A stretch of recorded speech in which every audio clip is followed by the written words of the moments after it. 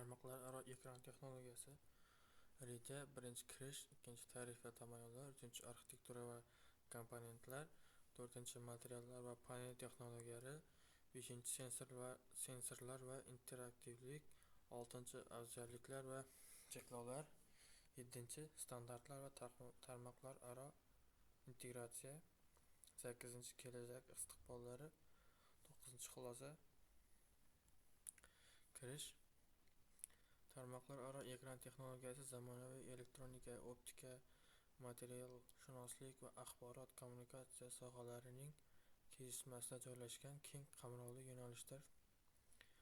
Ushbu texnologiya ekranlar orqali turli tarmoqlar, sensor tarmoqlari, telekommunikatsiya, YOT, media platformalari va ilmiy sohalarni tushuntirishga qaratilgan bo'lib, nafaqat vizual tasvir berish, balki ma'lumot almashinuvi, interaktivlik va kontekstual xizmatlarni taqdim etadi. Kirish qismida biz tarmoqlararo ekranlarning umumiy maqsadi, birlashgan tizimlardagi o'rni va zamonaviy jamiyat hamda sanoatdagi ahamiyatini ko'rib chiqamiz. Arxitektura va komponentlar.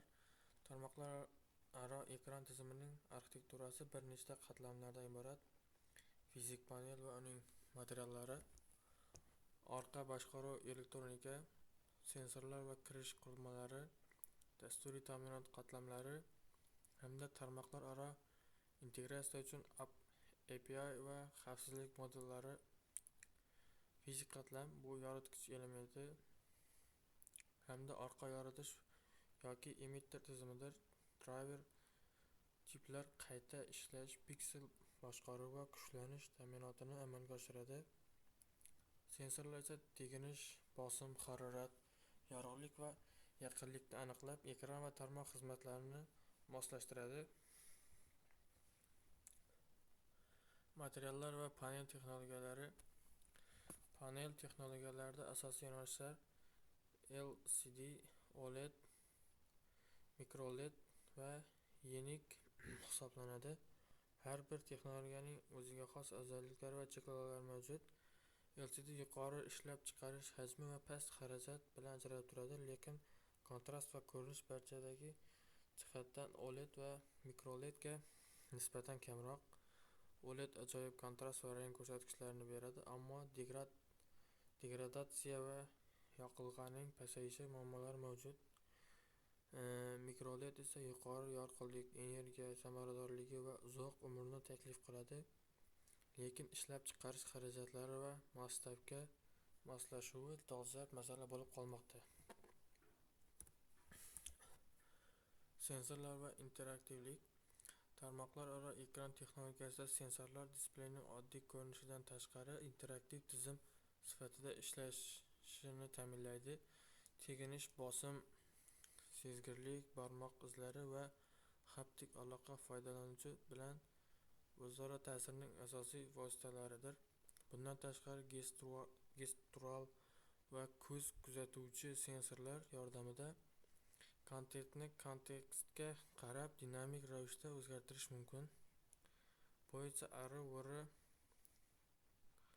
tizimlari va interaktiv reklamalar uchun katta imkoniyatlar yaratadi. Afzalliklar va cheklovlar. Tarmoqlararo ekran texnologiyasi asosiy afzalliklari: yaxshilangan foydalanuvchi tajribasi, real vaqt ma'lumot almashinuvi, tizimlar orasida integratsiya va shaxsiylashtirilgan xizmatlar yaratish imkoniyati. Shu bilan birga ular biznes jarayonlarini avtomatlashtirish va samaradorlikni oshirishga yordam beradi. Ammo cheklovlar ham mavjud. Ishlab chiqarish xarajatlari, energiya iste'moli, sensor va panelning chidamliligi, ma'lumotlar xavfsizligi va maxfiylik muammolari, shuningdek standartlarning hali to'liq muvofiqlashtirilmaganligi. Real vaqt tarmoqlararo integratsiya yuqori magistral o'tish qobiliyatini talab qiladi. Bu esa ba'zi holatlarda kechikish va signal yo'qolishiga olib kelishi mumkin. Standartlar va tarmoqlararo integratsiya.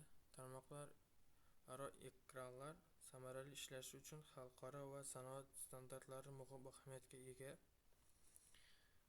Displey interfeyslari, tarmoq protokollari, xavfsizlik standartlari va media formatlari ekotizimda muvofiqlikni ta'minlaydi.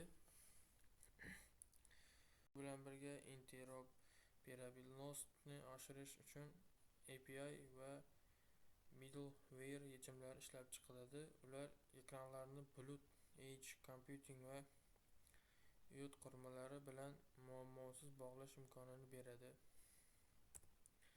Kelajak istiqbollari va xulosa. Kelajakda tarmoqlararo ekran texnologiyasi mikroled quvvat nuqta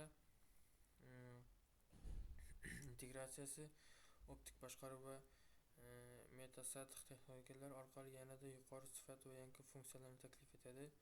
Sun'iy intellekt va edge computing yordamida kontent avtomatik ravishda kontekstga moslashtiriladi. Energiya samaradorligi va ishlash muddatini oshirish uchun yangi materiallar va ishlab chiqarish usullari joriy etiladi. Xulosa qilib aytganda, tarmoqlararo ekran texnologiyasi turli sohalarni birlashtirib, foydalanuvchi bilan tizim o'rtasidagi o'zaro ta'sirni yangi bosqichga olib chiqadi. Ammo ushbu imkoniyatlarni to'liq amalga oshirish uchun texnik, iqtisodiy va ijtimoiy muammolarni tizimli hal etish zarur.